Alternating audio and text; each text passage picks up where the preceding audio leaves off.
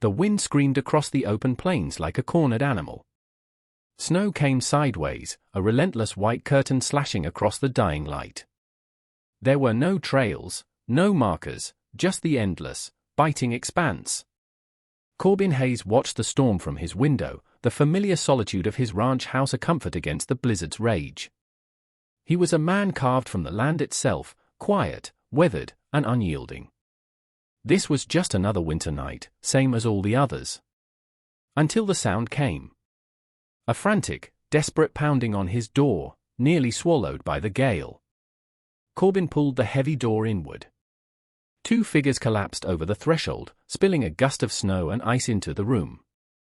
They were women, young and identical, their dark hair plastered to their faces, their thin cotton clothes offering no defense against the elements.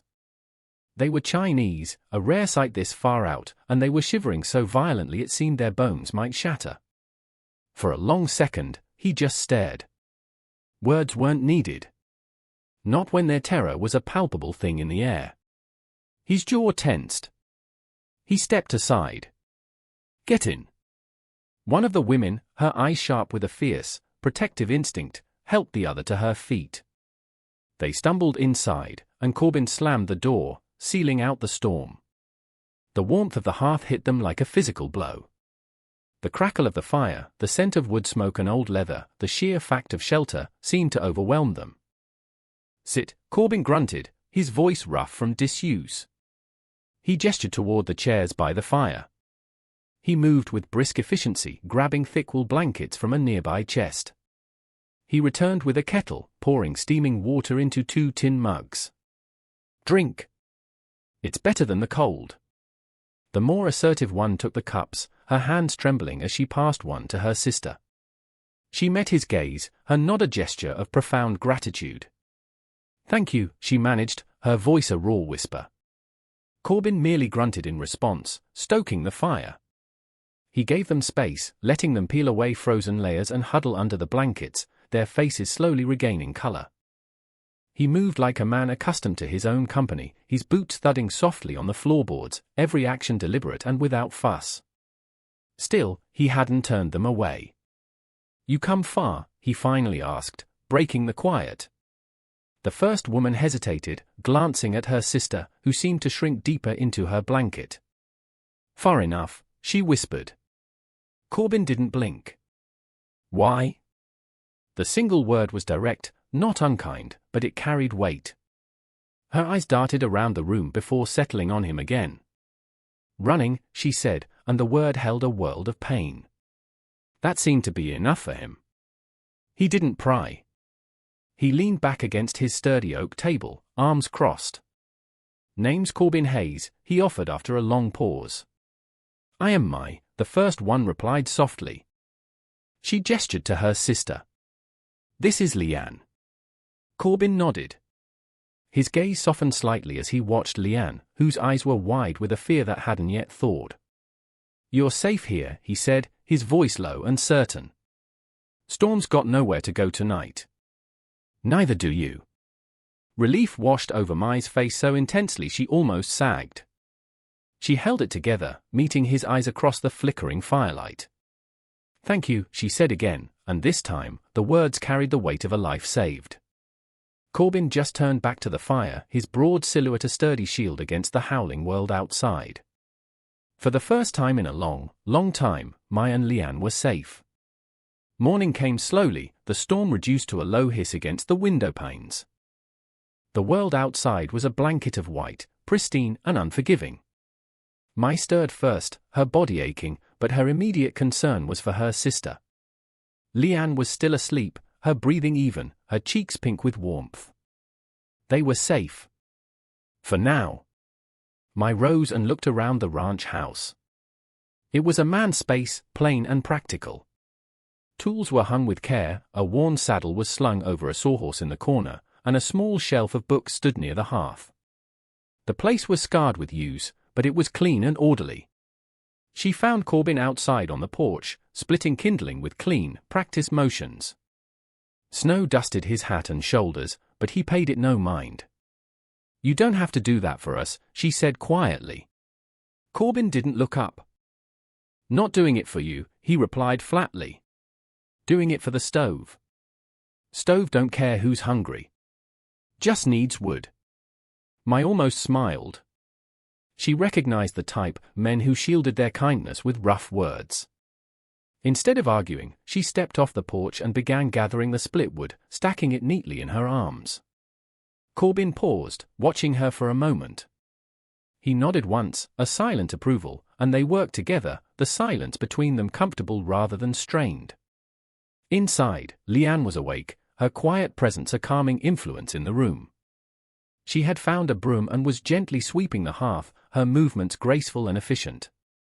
When Corbin and Mai entered with the wood, she offered them a small, shy smile. Corbin poured coffee into 2 mugs, black and bitter. Planning to move on when the storm breaks, he asked, his question directed at Mai. Mai hesitated, twisting her hands in her lap. We don't know. We have no one. Nowhere to go. She met his eyes, a flicker of the previous night's desperation returning. We were escaping. From a man in Glenrock. Mr. Chen. He brought us over from our home, promised us work, a new life. Her voice grew tight. He lied. He treated us like property. Corbin's jaw hardened. He'd seen men like Chen before, men who built their fortunes on the backs of the desperate. You ain't the first to come through here looking for a new life, he said quietly. Most of the time, all you find is more of the old one, just with different scenery. A flicker of understanding passed between them. They were all ghosts of a kind, people the world had left behind. As the days of the storm wore on, a new rhythm settled over the ranch. It was no longer just Corbin's space. Mai, bold and quick-witted, proved surprisingly adept with the livestock, helping Corbin haul hay and break ice in the trough without complaint. Leanne, quieter and more observant, brought a different kind of order to the house. She mended Corbin's worn shirts with stitches so fine they were nearly invisible and cooked meals that made the simple rations taste like feasts. One evening, the silence was broken by the soft notes of a song Leanne hummed as she worked. Corbin paused in his task of oiling a bridle, listening. It had been years since this house held anything other than the sound of the wind. Mai sat at the table, learning to read from one of Corbin's worn books, her brow furrowed in concentration. For a man who had chosen solitude, the presence of others was an unexpected comfort. You're kinder than you let on, Corbin Hayes, Mai said suddenly, looking up from her book. Corbin didn't smile, not exactly, but the corner of his mouth twitched.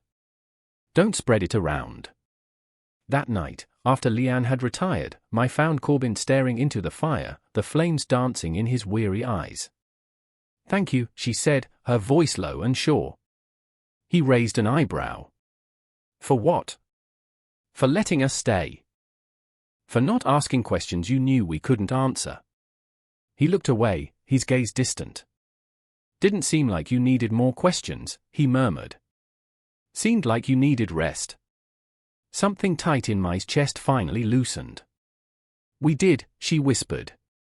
The storm was breaking, he told her. They could leave in the morning if they wanted.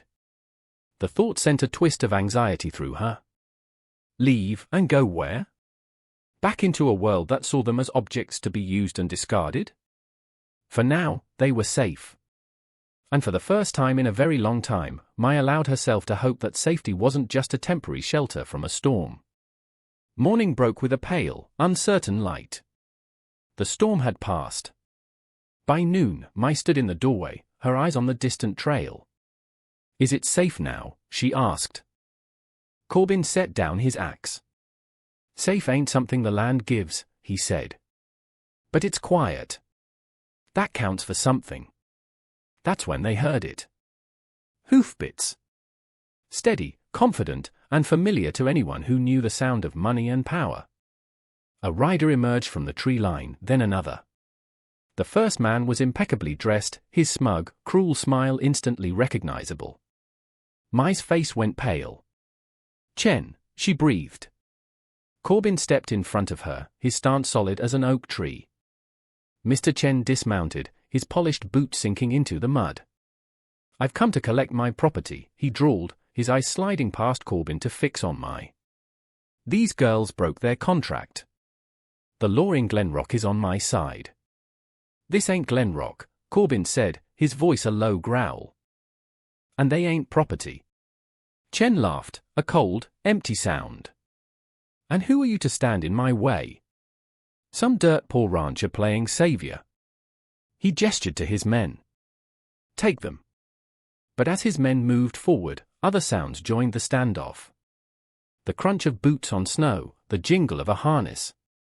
2 neighboring ranchers, Old Man Hemlock and his son, had ridden up, rifles resting easy in their arms. They were followed by the midwife from town, a woman with a gaze as sharp as a needle. They didn't speak, but their presence was a clear message. We stand with Corbin, Hemlock said simply. Chen's confidence faltered. He looked from the silent, resolute faces of the neighbors to the unyielding wall that was Corbin Hayes. He had expected to find 2 terrified women and a lone man. He hadn't counted on a community. With a bitter curse, he spun around, mounted his horse, and rode away, his threats echoing in the cold air. The tension broke. Mai stood by the window, watching him disappear. Her hands trembled, but not from fear. From relief.